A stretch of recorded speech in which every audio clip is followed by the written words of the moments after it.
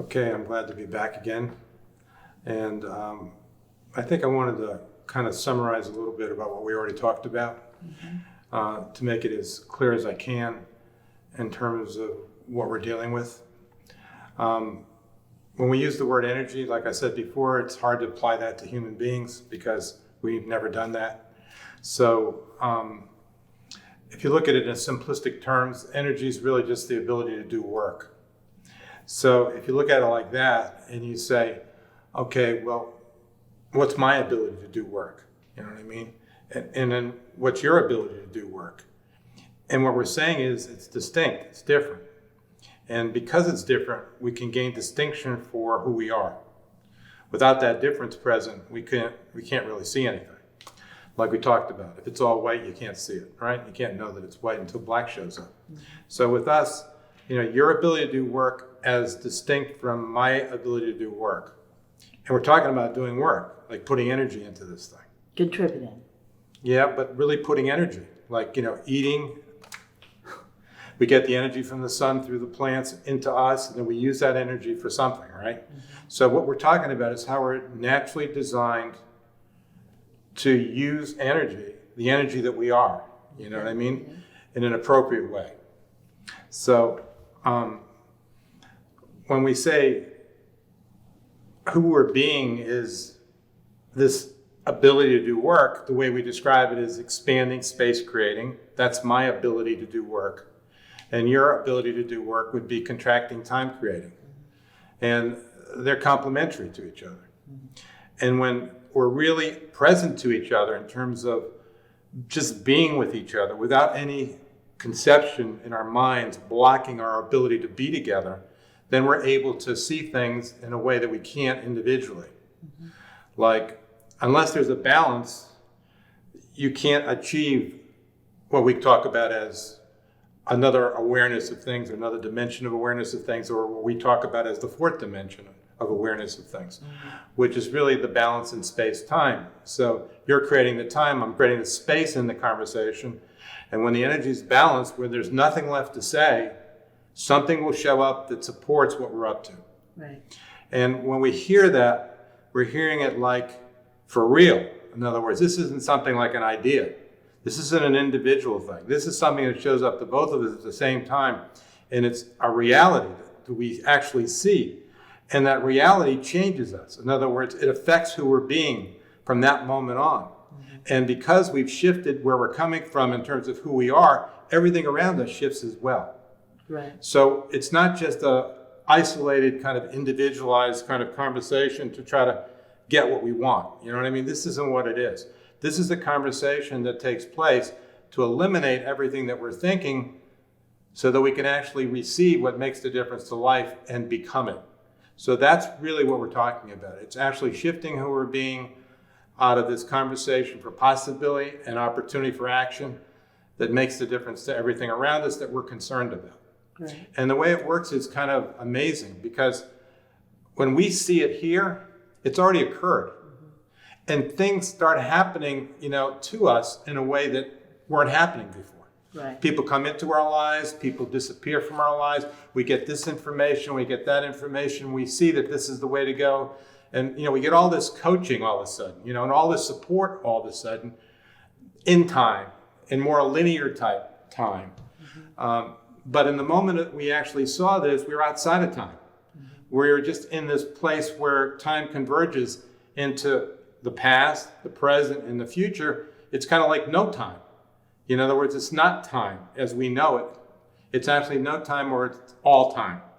Past, present, and future, all at one time. And when we get to see it for real, like this is what's going on, this is what's been going on, and this is what we need to have happen. So it's all this kind of, in the moment, realization, this aha moment, this epiphany that we get, that we never had before. And it's so simple. It looks like, why didn't we think about this before? Why didn't we see this before? Well, we couldn't see it before because we weren't time yet, too. Yeah, we weren't in that place where we could get to that place, where we could hear this kind of thing. Yeah, I can think of an example of what you're talking about. One time when we had some people working for us in one of our offices, and it was a husband and wife, and it was becoming more and more apparent that they weren't really happy in their job, and it was affecting the work that they did. And we were really in the question of what to do about it, and we didn't really know what to do, so we just waited, and we kept talking about it. And then one night we had a conversation, and it became pretty apparent that what we need to do is let them go. And it was a difficult decision. We had worked with them for a long time. And so we sat down and we wrote a letter, the two of us. And when we went into the market the next day, or I guess maybe it was over the weekend, we went in on Monday or something.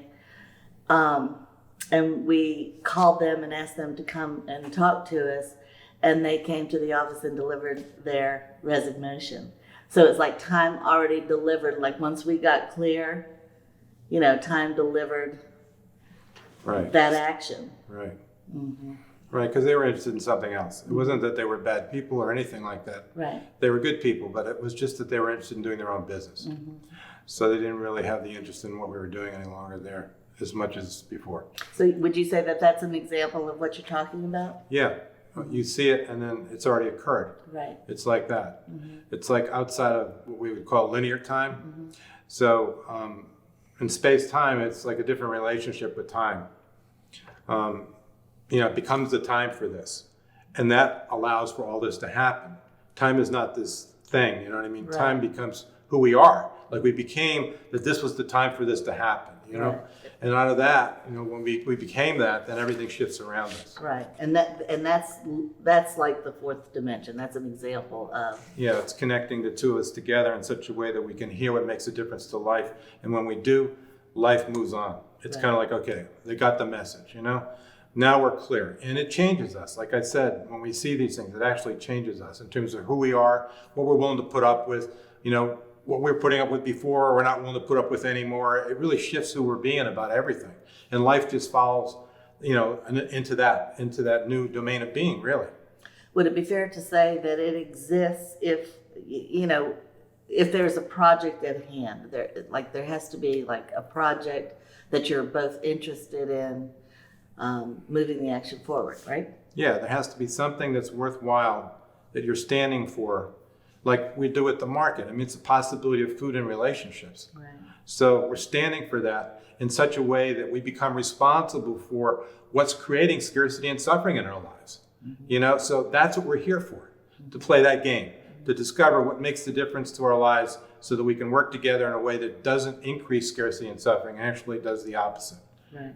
So if we have that in place and we're there to provide the highest quality food at the best cost for for the people around us, then we're always seeing things that make the difference to this. And also we see different things that make the difference to our relationships with each other ongoingly, because we're absolutely committed to that. But we have to have a joint commitment to life to see what makes the difference to life. It's not like, believing in something. This is something about who we are. You know what I mean? This is who we are, that we are this. This is who we are. That's what the stand is. It's really a declaration that this is who we are. It's declaring who we are. Right. And also time calls up certain actions. Like the universe provides something that calls up action. Like for instance, doing these videos, doing an explanation of the book. Right. The situation we're in right now has kind of, with this virus and everybody, being at home and all that, has called up the opportunity to do it. Right. It's like we've been dealing with life inappropriately all along here. We just had a time out in a way. And we had to start looking at what's important to us. And when they're all stuck in their houses, what's important is their relationships with each other and enough food to eat. Mm-hmm. And that's what's most important. And they all got to see that. They started cooking for the first time for many people that were never brought up in places where they were cooking at home. They had to do something about that because restaurants were closed. So it was an opportunity for them to get in touch with exactly what we're talking about. Yeah. In this case here, it did allow them to see, what's the most important things in life. Right. Dealing with each other properly and having a good food supply. And when that's taken away, when they're scared of each other like they are right now in terms of disease and whatever, and when there's a difficulty in getting food, people start to realize this is what's important. We got to have this, So this is an attempt right now to get people to recognize what's in the way of us having a better relationship with each other and with life in general by understanding this. And there was one other point. We said that we've been living in a world where it's kind of like the myth of the individual, where we think, we're supposed to do this one alone. We go to school for it, we get educated for it, get a career and all that kind of thing. So we're programmed from conception to be a successful individual. And that's impossible, all right? We're designed as dual and opposite beings, and to take individually any one of these parts and say, okay, you're supposed to succeed on your own, is basically oxymoronic. In other words, it doesn't make any sense at all. So what we got to deal with here is the programming that's in us already, and the realization that maybe, what people have been thinking all this time is inappropriate, because the reflection of our inappropriateness is in the world. People destroying themselves and everything around them. Family life is much more difficult. Political life is much more difficult. Even with the computer situation, like we talked about, this two-dimensional computer thing makes communication that much more difficult. Okay. You couldn't do it in 3 dimensions properly, so sorry, you can't get you couldn't function in 3rd grade. We'll put you back in 2nd grade. You know what I mean? And see if you can deal with that. And then you realize that no, that isn't what life's about. 2nd grade, this kind of isolation with computer things. No, it's not about a computer world. It's not about an artificial intelligence world. But that's the direction we're moving in, because we don't know how to deal with the 4th dimensional world that we are with our 3 dimensions worth of consciousness. So we're moving backwards. We're not going forward, because we're headed in the wrong direction already, and we just keep going more and more and more in the wrong direction. So when I say going from 3 dimensions of consciousness to 2 dimensions of consciousness, I'm really saying we're getting more and more lost in terms of the direction we need to be moving in. We're more and more lost. We've lost ourselves. And technology, which could support us, is actually harming us. All the technology that we have right now is separating us and making life more complicated and more difficult to deal with. It's becoming the opposite of what its intention was, which was to liberate us. So it's becoming a nightmare scenario, where everybody's alone, plugged into something, separate from everything around them, can't talk anymore, can't even figure out how to add and subtract anymore. Everything is being done pretty much for them and programming them in such a way that their responses are what these people are looking for. Essentially, it's ultimate control. So we're moving into this world of ultimate control over us through this digital world that we're living in, the opposite of what was intended, which was us to be free and able to see what makes the difference to each other. That's how we're created, and that's really the intention of life with us. Right. And our well-being and our health and everything else is a reflection of it. The more you're connected and understand each other, the less the stress level goes down. Our health improves, and it becomes more and more of what we want to see in our lives, all of it. So, but the other way, when you're isolated and alone and you're told that's the way it needs to be, and you're basically being programmed by a computer to act a certain way and respond a certain way day in, day out, your health and well-being is out the window. So that's what we're saying, you know what I mean? That if you're heading in the wrong direction, the consequences become more and more and more real, to the point where we're not even allowed to talk to each other, get close to each other, or whatever. And we make things up, we believe them to be true, and then we act on that, and the cost is tremendous, because we're in this mind-directed state when we're individuals. This is another big issue that we have to understand, is this myth of the individual thing. It's like, it was like an explosion for me one time when I realized that my mind wasn't reality. In other words, my mind was thinking what it was thinking, but that was not what was real. It was just what I was thinking. Just to make that happen, I was so imprisoned in my mind individually that I could never even realize that there was any other reality other than the reality that was in my mind. And my mind's reality is not reality. It's just what I'm thinking. What I'm thinking reality is. Right. And I was programmed a certain way of conception for that, and we're going to get into that later in the book. But it's like a major thing to know that, the way you see yourself and the world around you is not the way it is. That's just the way you think it is. The only way you're going to find out the way it is to get into a partnership that's committed to something bigger than yourself, and then actually get to see where you're at. It's when you disappear. Yeah, you really get to see where you're at. Because in these conversations, my way of thinking about things is sacrificed, on the altar of truth. What we really is going on here. You know what I mean? And I'm happy to do it. I mean, keep talking, keep talking, keep talking. I need to hear it. I need to hear it. I need to hear it, because my mind is my trap. I'm trapped in this thing. And I want to hear more and more and more and more of what you got to say so that I can be free again. You know what I mean? I say, oh, that's what I need to do. You know what I mean? Oh, that's what's been going on, Oh, that's the truth about the situation, which I couldn't see individually. So, I mean, you can feel it that it's not right individually. You can think and think and think and think and think your world is whatever it is, but you feel like anxious, you feel scared, you feel alone, you know what I mean? You feel needy and you feel needing help and all these things that individually you need to be able to survive on the planet as an individual. It all goes away when you realize that, wait a minute, we're doing opposite. Everybody's one or the other. And in a balanced conversation, we can see what makes a difference to our lives. And life aligns with that and actually supports that. So we're not alone. We're connected to everything. And we're not supposed to know everything individually. We're supposed to know it in a partnership that makes a difference to life. And that's what that's what our partnership is about. And what I said before, which was very important, is that you can only say what I'm willing to listen to or hear. So if I'm willing to listen to you, you kind of get started, you know what I mean, talking about something, If I really want to hear what you have to say, then you go much deeper into what you're able to contribute. So your ability to contribute is a function of where I'm coming from when I'm listening to you and whether I'm actually wanting to hear what you have to say. My mind's not in the way when I want to hear what you have to say. My mind's in the way when I'm listening to you, because it's coming through my mind's filter of what I think you should say, right? So what we're saying is, okay, I can start listening and you'll be able to say something, but that's mind stuff. It's just like I said, when the mind is in charge, it's 3 dimensions.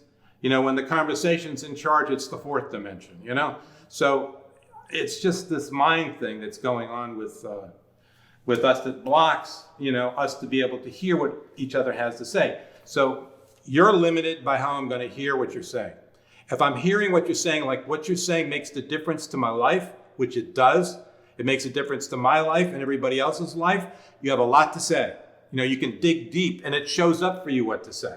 It's not thinking it up anymore. It's really because I'm really an opening for you to speak into. It's like now you can actually come up with it. You know what I mean? Before you couldn't come up with it. But because I am this genuine opening to hear what you have to say, now you can see it, you can hear it, and you can say it. It's all this showing up stuff. It shows up for you to say that. It shows up for me to say that. It shows up for you to say that. It shows up for actually no thinking at all. We're not thinking about what to say anymore. It's just like back and forth, like breathing, just like that. There's no thinking about it. You're just in action. You know what I mean? Receiving and speaking. It's like you say what shows up. That's all you're doing. It's just hearing and saying what shows up. Hearing and saying what shows up. Hearing and saying what shows up. That's what it takes to be in a balanced conversation for life. It's just a hearing and saying. Hearing and saying. And there's no question about what's right, what's wrong, what's good, what's bad. What I should say, what I shouldn't say. All that kind of consideration is not there. It's only we're looking for what will work and what won't work. We're really looking for what's the best way to handle this. What's the proper way to deal with this? It's about what works and what doesn't work. It's not about good, bad, all these other things. So it's like a blessing from the universe, you know what I mean? To have these conversations when they show up, and they show up a lot of times when you don't want them to show up. That's the biggest thing. Like, oh, this is happening to me, like unexpectedly, you would say, oh man, I don't want that to happen. But in my life, everything that I never wanted to have happen triggered something that made a difference to my life. So when we get into a situation like they closed the restaurant because of this situation at the market, right?